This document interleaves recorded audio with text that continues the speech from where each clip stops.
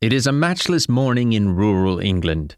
On a fair hill we see a majestic pile, the ivied walls and towers of Cholmondeley Castle, huge relic and witness of the baronial grandeurs of the Middle Ages.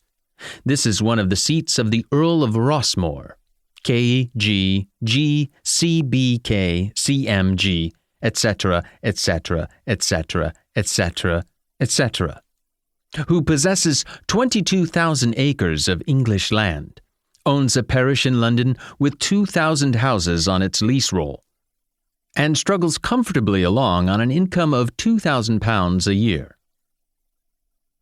The father and founder of this proud old line was William the Conqueror his very self. The mother of it was not inventoried in history by name, she being merely a random episode and inconsequential like the tanner's daughter of Falaise. In a breakfast room of the castle on this breezy fine morning, there are two persons and the cooling remains of a deserted meal.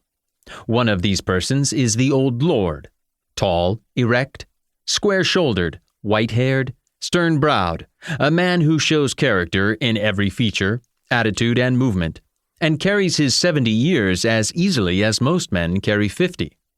The other person is his only son and heir, a dreamy-eyed young fellow, who looks about 26 but is nearer 30. Candor, kindliness, honesty, sincerity, simplicity, modesty.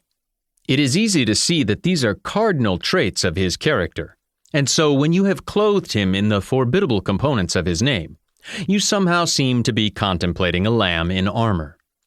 His name and style being the Honourable Cucubry Flanover Marshbanks Sellers Viscount Berkeley of Cholmondeley Castle, Warwickshire.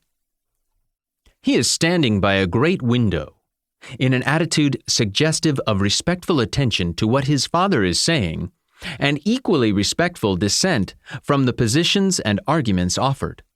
The father walks the floor as he talks, and his talk shows that his temper is up away toward summer heat. Soft-spirited as you are, Berkeley, I am quite aware that when you have once made up your mind to do a thing, which your ideas of honor and justice require you to do, argument and reason are, for the time being, wasted upon you. Yes, and ridicule, persuasion, supplication, and command as well, to my mind.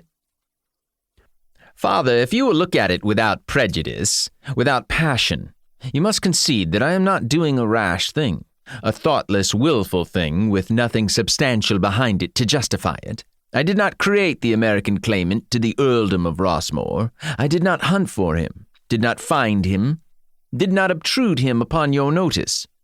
He found himself. He injected himself into our lives, and has made mine a purgatory for 10 years, with his tiresome letters, his wordy reasonings, his acres of tedious evidence, which you would never read, would never consent to read, yet in common fairness he was entitled to a hearing.